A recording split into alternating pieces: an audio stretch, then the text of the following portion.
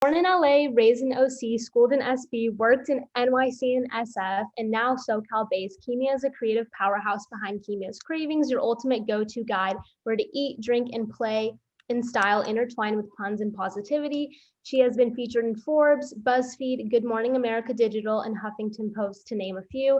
Throughout her career, she leveraged her personal interests and goals into her full-time career livelihood and transitioned from her extensive background in tech sales to content marketing and social media by utilizing her hobbies as her creative outlet. She thrives off of networking, building and cultivating relationships and long-term partnerships, and all of the above, and mentoring others.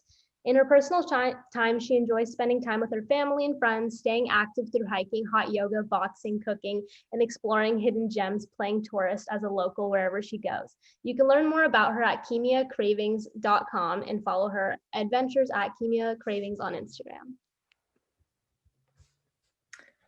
Thank you, Becca, for the intro. Yes, so like she said, I'm Kimia Kalbasi, and I'm here to teach you guys more about influencer marketing and brand and personal branding. And I heard that question quite a bit in the last panel, so I'm here to answer any further questions around that. I'm going to go ahead and share my screen, and I want this to be as interactive and engaging for you guys. Like, I don't want it to just be like, oh, me presenting, but feel free to ask questions along the way. Like, I don't have to share my deck. Like, if you guys have questions right off the bat, I'm more than happy to answer those. If anyone wants to like kick off with questions, otherwise I can dive right in.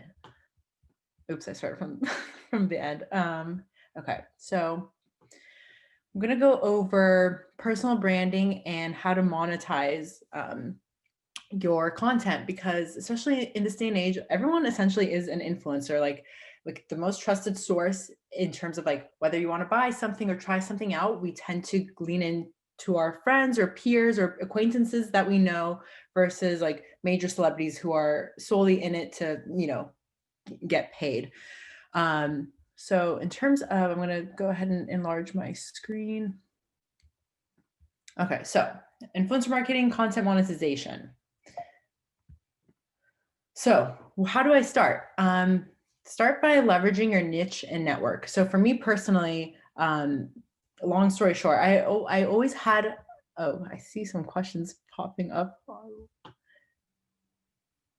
Oh, never mind. Okay, so in terms of where do I start? So I would say starting by, in terms of like leaning in towards your interests. So for me personally, like I've always had love for food and lifestyle topics, from like fitness to like healthy eating.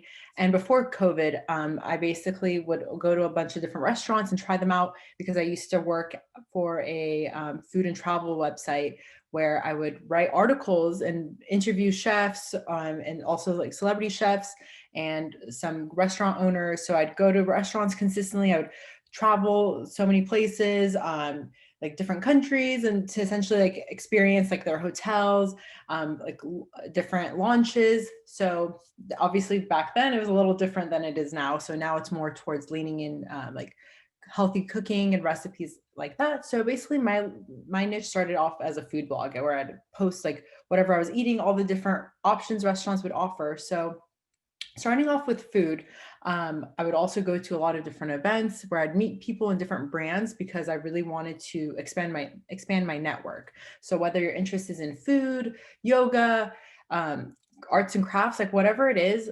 really lean into what you enjoy and what you're good at. So in terms of where do I start? I would say starting with a brand's wish list. Like, let's say in terms of sticking with the food realm, like who are some brands that you really want to work with? Like whether that's like some of my favorite like food brands are like Perfect Bar or like Smart Sweets, Plenty, salad greens, like some brands like that. Or for instance, if you're really into fashion, like you really want to work with Rick Revolve or like Cartier down the line, or ASOS. So creating that wish list, and like no brand is too big or too small. Like whatever it is, create that wish list. Kind of think of it as like your brand wish list, like manifestation vision board. So start with that list. And from there, you can go on Instagram. Here, I'm going to actually go ahead and present a demo in terms of like how you can go ahead and do that. So like, let's say for instance, you really want to work with Revolve. Obviously, they're a really big brand,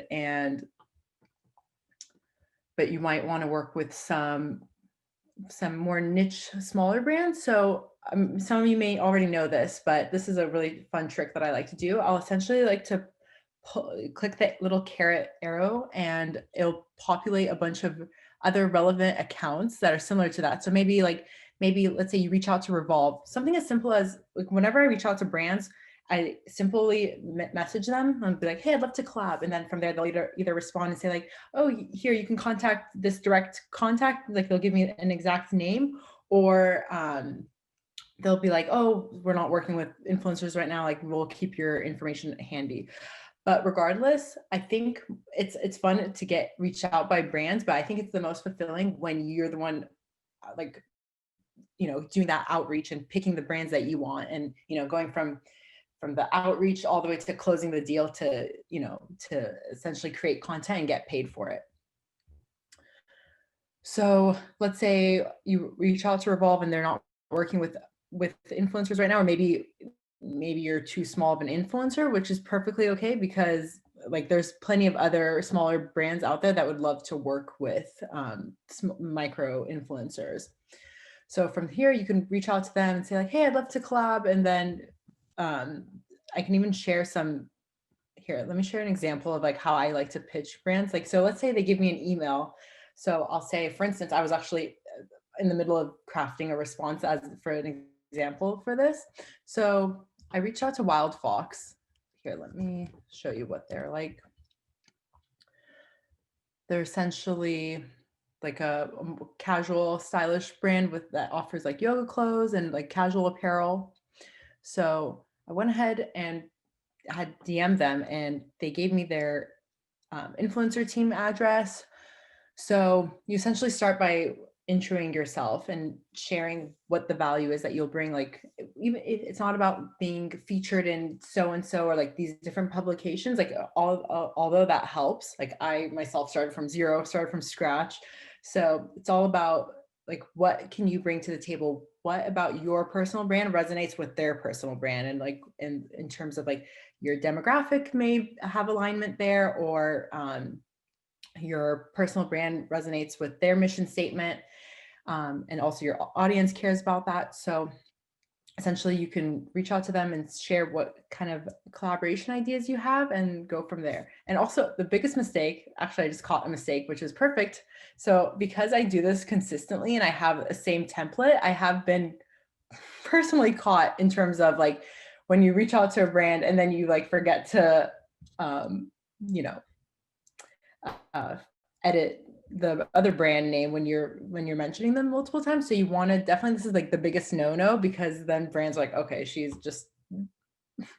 essentially spraying and praying. So obviously you want to have a strategic approach, but then you want to also save your own time by having that template.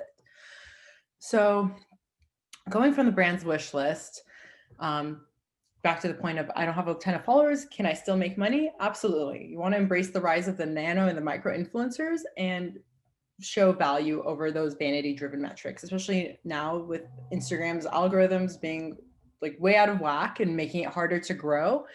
There is still opportunity here.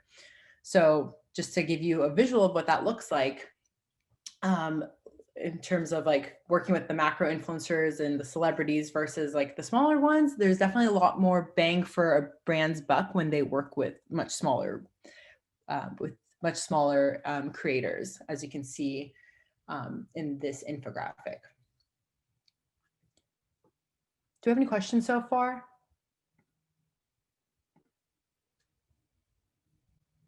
Okay. So going back, so in terms of how do I pitch myself, that goes back to sharing your why and why the brand should work with you, why you stand out, and why your content resonates with their brands and their products, and why you're so excited. Like you could be a super fan and you already have their products, but you generally want to showcase their products in your livelihood and show how your audience interacts with it as well. And then how do I know how much to charge? So know your worth, know your time, and know your value. So it doesn't matter if you have 1,000 followers or 10,000 or however many. It's all about like the time you spend on it and your knowledge, your experience. Like for instance, it could even take you like 10 minutes to create a post. And then obviously at that point you want to think about more so the value versus like, oh, it took me 10 minutes to make this, but that's why you don't want to evaluate so much on the time spent, but rather the experience behind that. So for instance, my favorite quote is, it takes 10 years to create an overnight success. So basically with that, it's like nobody sees the like all the years of work that went behind it, but they only see what's on the surface. So even though something may have taken you 5 to 10 minutes, that doesn't devalue your like how much you can charge. And there are also other calculators out there in terms of like, oh, how much should I charge with this many followers? But personally, I think that's all baloney. And I believe you are the manifestor of how much you think your content is worth. So in terms of finding more opportunities, my personal favorite is that direct approach. So you have that one-to-one interaction with that brand, and then you can also cultivate relationships. But there's so many other creator platforms on there, from Aspire IQ, Grin, Popular Pays, Isaiah, Julius, Collectively, Stargazer. And you can also reach out to some agencies via Instagram to be a part of their PR list. But yes, and there's Maverick. There's so many platforms out there. I'm more than happy to share if anyone wants to reach out. And then in terms of how do I negotiate, brands always have a budget in mind. And I can't tell you how many stories I've had where I'll be talking to a brand and they claim that they have no budget, but all of a sudden once you say like, oh, sorry, I'm not doing, like, it's like, I'm sorry, products don't pay for mortgage, products don't pay for your bills. So all of a sudden once you are assertive about like, I create content and it's a part of my livelihood, that's when all of a sudden sometimes they're like, oh, actually we do have budget. So you always want to be stern with your value, because you're not here to just create content for free, because there is time and value behind that, especially when they utilize those assets for their own marketing. Like next thing you know, I have so many stories where actually I'll just share a story right while we're on this topic. I remember almost 2 years ago, I went to Outside Lands with my friend. It was through a press pass, and we were by the Outside Lands sign, like taking pictures. And then this photographer came up to us and he's like, hey, can you guys like hold this wine and like, can I take some pictures of you guys? And we're like, oh, sure. We didn't think anything of it at the moment. And then I remember my friend and I, after he took the pictures, we thought to ourselves, oh, I wonder whatever happened to those pictures, because we never got his information or anything. And a few months passed by, and next thing I know, a bunch of my friends are sending me screenshots of these like Instagram ads of this wine brand and pictures of me and my friend holding it. And I was like, interesting. And then one of my friends, he reached out to me. He's like, Kimia, you can be charging for this. Like, did you know that they were going to use your picture for their marketing? I was like, what? I had no idea. Then he's like, yeah, what? Contact them. So I went ahead and contacted them. And they apologized and they're like, we're so sorry, blah, blah, blah. And like, just like sent out like a statement. And then they're like, how can we compensate you for this? So I confided with my friend, because he is in this world of influencer marketing and direct to consumer. So I had asked him, I was like, oh, how should I approach this? And he said, charge them by the cost of impression, like how many times that ad was viewed. But when I went ahead with this proposal, they said like, oh, we can't do that because you weren't tagged in it. So we can't count it by the views. So I was like, okay, interesting. So then like, just name your price. So I said $1,000, because I was like, you know what, like, I'm just going to come up with something. But if in all honesty, I don't even know. I could have still been lowballing myself, because I don't know how many times that ad was viewed, especially with how many people were sending it to me. So long story short, you have to know your worth, and you have to be stern with what your work is. And especially when someone's using your face or your creative to essentially put money in their pocket, that's when you have to draw the line. So very many valuable lessons learned there. And you always want to read the fine print, because a lot of times these brands they essentially want to take it, like, not that they're out to get influencers, but they want to essentially get the most bang out of their buck. So in a lot of times in contracts, I've seen like very itty little fine print that will say, unlimited usage. So it's like for years on end, they can use your content and you won't even get paid for it. So that is a big no-no in our book. So always ask for a budget, and you don't want to, especially if you have a media kit. I'm always more than happy to talk further about that. Feel free to reach out, but always don't ever list your prices anywhere, because brand to brand, that can vary. So if, for instance, obviously if you're talking to a bigger brand like Revolve, they obviously have a bigger budget than like this ma and pa type boutiques brand. So moving forward, how do I know if an opportunity is legitimate? I'm sure we've all been spammed with those comments in our posts where they say like OMG, like would love to collab with this, like those really generic, like robot looking accounts. They'll be like, oh my God, OMG, love your style. Like those ones are definitely spam. And then a lot of times, even when they go into your DMs, if it sounds too good to be true, it is. Or if they're like charging you for shipping or something where it's, excuse me, if it's just like, if you have, I always believe in trusting your gut. So if you have an inkling that it's a flop, I say don't proceed. So, and then obviously you can always ask around as well. But that is the high level version of what it takes to, in terms of monetizing your content in a nutshell. Do we have any questions right off the bat? Oh, I see. I have a question. Go ahead, Monique.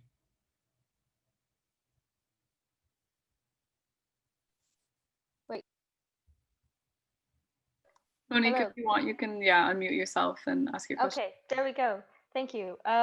So yeah, my question is, yeah, I create my own content. I have a music blog, so it's not like pictures of me or anything. I make pictures of musicians and bands and stuff. And obviously, when I invite them to be featured on my blog, because I make my own content for my blog, I don't charge them for the photos. And I say, okay, well then, you know, and I give them the photos that they can use for their own Instagrams and stuff. And that had been working for a little while, but now that I'm kind of working with a few bands and artists that have a little bit more of a following, I've noticed that my photos are being used in places like they keep on sort of going further and further away, and it becomes harder to control. And I've seen my photos pop up on other blogs and things, and there's no credit, and I'm sort of a meek, shy type who, you know, I didn't have a contract in the first place. They're just sort of indie musicians. Like, they don't know, I don't know. But I have a problem when they're being used on other blogs and I don't even get credit or anything. And so, like, how would you recommend going about that? And B, like, I know this is really silly, but is there any sort of like wording you can help me with? Because I can be really shy about these things and a bit of a pushover. And if I want to grow my online presence and whatever I'm doing, I need to not be so anyway. Thank you. Absolutely. Oh, I hear you on that, Monique. Absolutely. First of all, the fact that you're aware of this is already a step forward in the right direction. And for whatever has happened in the past or is currently happening, you can now put a halt to it. But it's like all about, first of all, taking a step back. You're like, okay, I know there's worth and value behind my content. So how can I, in the most diplomatic, assertive, but still in a kind-hearted way, like essentially make that true. So for instance, moving forward, I mean, obviously more than welcome to, like, we can take this one-to-one offline another time so I can like share with you some template ideas. But right off the bat, from a high level, I would recommend that you, when you're interacting with these artists or whoever it is, that in your emails or in your messaging, you make it clear that, like, oh, in the case that my content will be repurposed, I would like the links to be shared. And and I do require a budget when my content is being showcased on these other blogs. Because for instance, for all you know, you could be featured on a big blog, but then your name's not shown, your handle's not shown. So it's like all credit is out the door. Like, I personally don't even believe in exposure, because exposure doesn't pay the bills, but even like, it's like you even lost the exposure component of it. So right off the bat, I would say for moving forward in your communications, you always add a line in there, like in the case that there's interest in my content, I do require a budget, or you can even say, you can, depending on who you're talking to, you can meddle with the wording. Like I do require a small fee. So like, so because payment always tends to deter people, but as long as you say it in like an artful manner, people are respectful and like are always keen on hearing you out. Like I said, sometimes people act like they have no budget, but as soon as you put your foot down, they're like, oh, just kidding. We have like $500 or like $1,000 available. What can we get for that? So does that help? Does that like help ease the pain a little bit?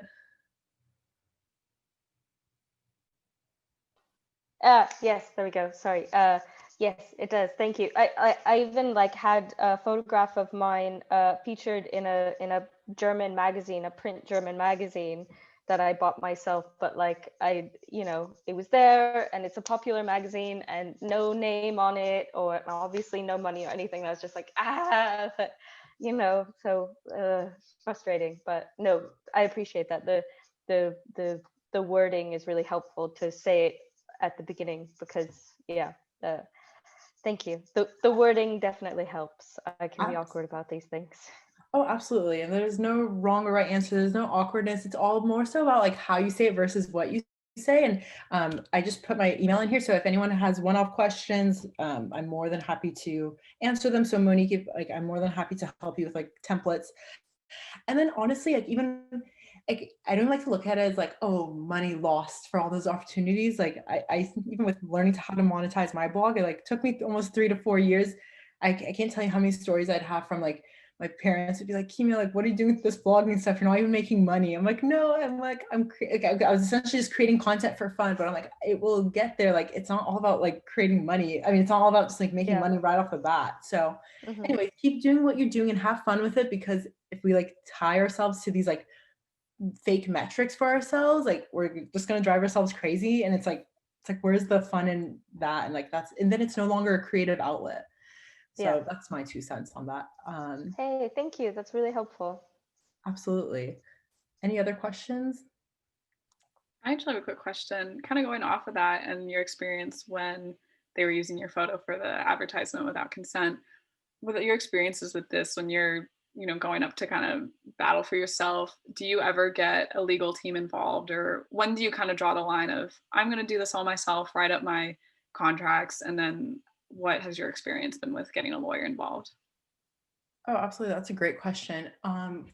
I have never gotten a lawyer involved, but I do have an agent. I don't work with her as closely anymore because personally, I like to do the hustle and bustle myself from start to finish.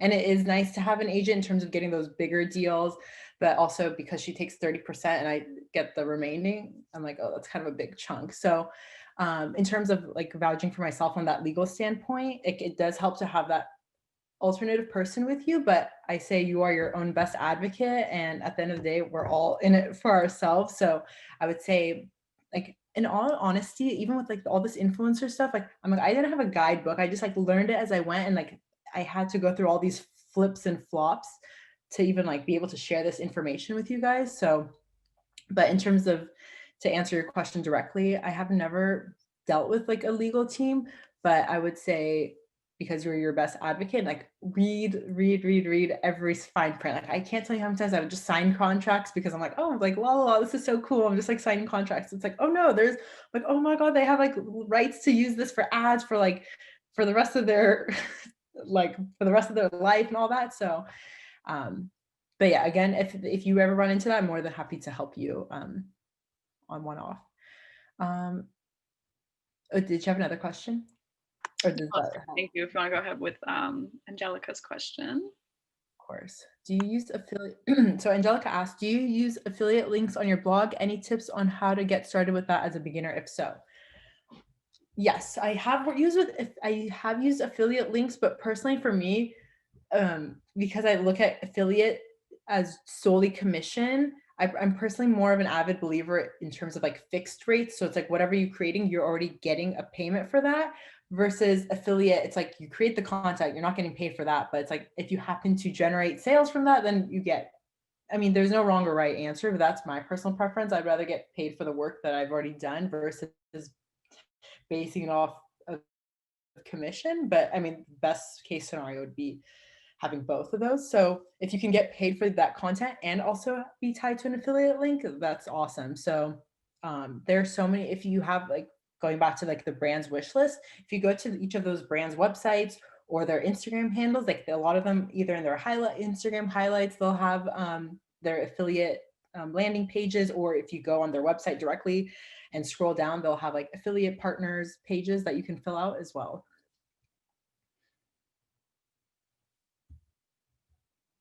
And let's see. Oh, of course. Any other questions? I want to be cognizant of time since I know we have 2 minutes. Or forever keep your peace.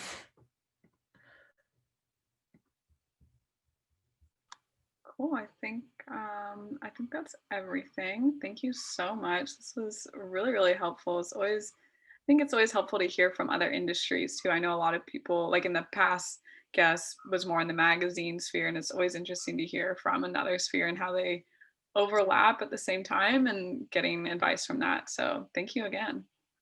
Thank you so much, Absolutely. Kimia. Of course, Becca, it was so great to be here. And I have my email up there, so don't hesitate or don't be afraid to reach out. I'm more than happy to help. Okay, thank you again.